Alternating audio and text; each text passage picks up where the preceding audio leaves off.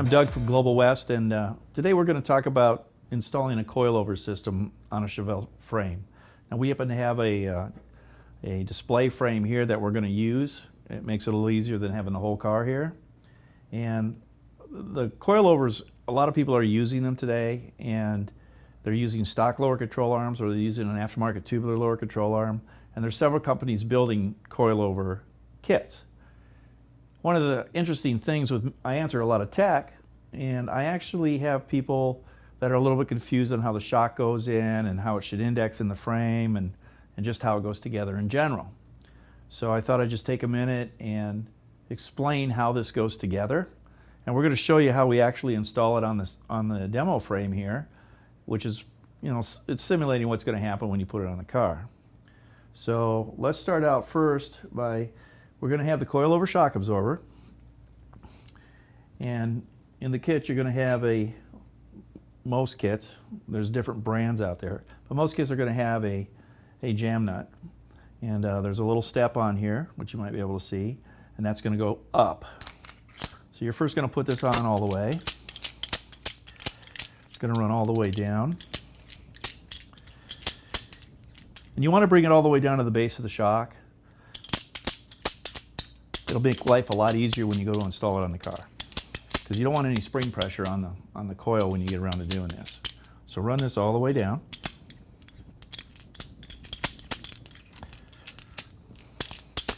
And we actually put these on dry. We're not running lubrication of any kind. And the next thing in the kit you're going to have is you're going to have another adjusting nut, but this has got a collar on it. And this is what's actually going to sit in the spring, like so. The spring is going to index on it. So the collar is going to go up. You run this all the way down as well.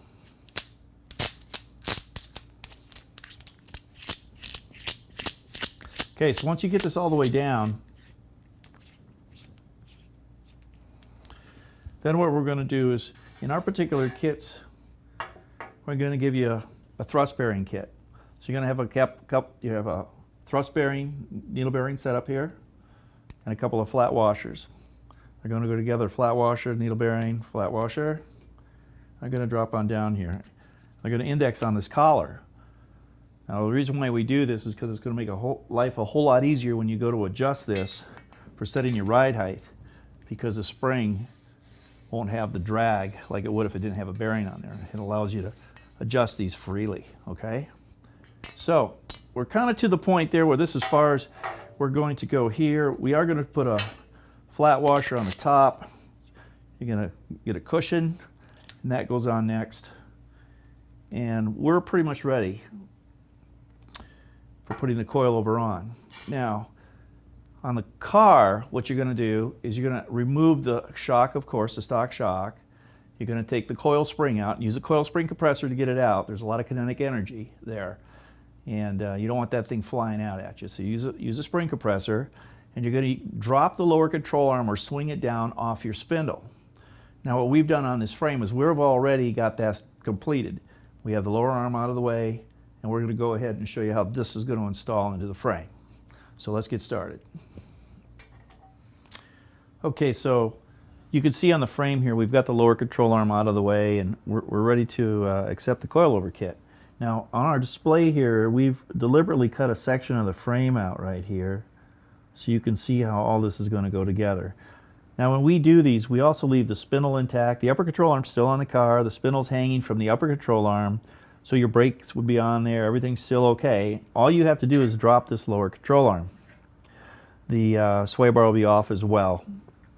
So I've got my shock, which we somewhat pre-assembled, and now what we're going to do is we're going to go ahead and put the coil spring on it. Of course, we got the small taper here.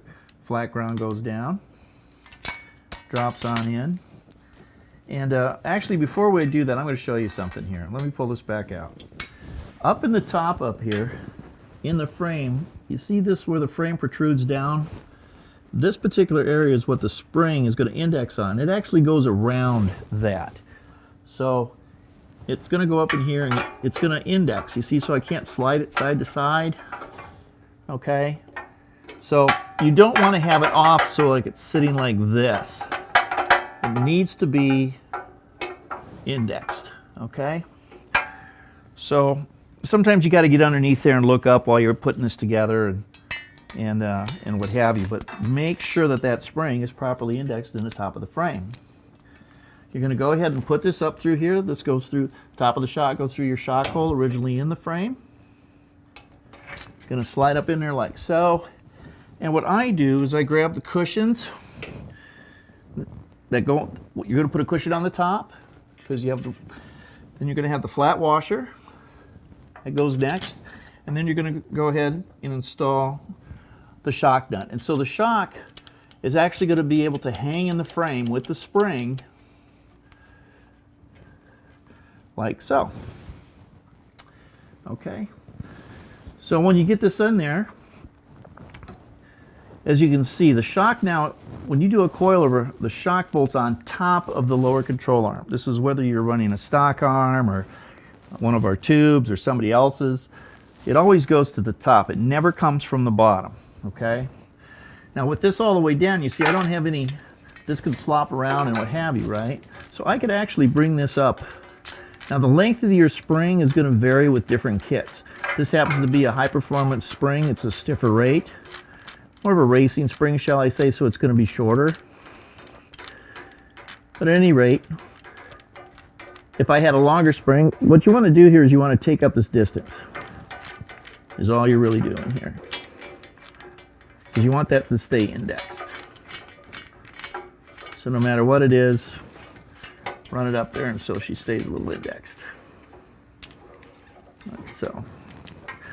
Don't worry about this jam nut right now. It's not it. That's at the, after you set your ride height. And then what you're going to do is in the kit, you're going to have these bolts. And these bolts are going to drop down from the top to attach a shock. So you swing your lower control arm up and you bolt the shocks in the top side of the lower control arm, like so. And of course you have your nuts and stuff that go on, and you're going to put those on there.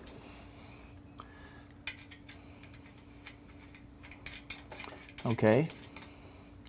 So now the shock absorber is actually installed. Now we still have to attach it to the spindle here, okay? So in that particular case, as I pull this up, I can back this down a little bit because I'm pushing up with my hand to keep it indexed. But when I drop this down, I'm also able to move the ball joint closer to the spindle. So I'm going to bring this down just a little further. Again, this all has to do with the length of your spring. And as it comes up through, I'm making sure that I'm still indexed in the top.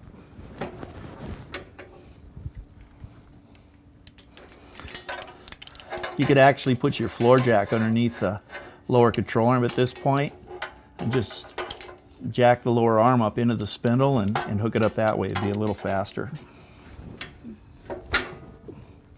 So once I get it up in there, I of course put my ball joint nut on there, and I've got the spring already indexed. I'm ready to set my ride height. Ride height is going to be adjusted by using a spanner wrench, which is included in your kit. It's going to hook into the adjuster. There's little areas here that you'll see where this indexes. You just rotate this accordingly. As you rotate this up, you're lifting the car. If you drop this down, you're lowering the car. And so after you get your ride height set, that's when this jam nut comes up and you run it up against your collar and lock it in position. Okay, so you got everything put together here on the vehicle and you're ready to drop this down on the ground and check your ride height. Before you do so, make sure that the ball joints are all torqued and everything's back together so you can do that. So, first thing you'll do is, once you're ready to drop it on the ground, go ahead and lower it on the ground and check your ride height. You want to roll the vehicle the distance of the wheelbase and bounce it. And once you've done that, check to see where your ride height is at. You're going to use a spanner wrench to adjust your ride height up or down as we showed earlier. So if you need to change your ride height, whether it is up or down, you're going to have to lift the vehicle back up, because you're not going to be able to do it on the ground with all the weight on the spring trying to turn the spanner wrench. Okay, use the spanner wrench for turning that. It's not going to happen. So lift the vehicle back up, adjust the adjusting nut up or down depending on where you need to go after you've measured your ride height. Drop it back down on the ground, roll it, bounce it, and recheck. Now you may have to do this a few times until you get the ride height set exactly how you want it.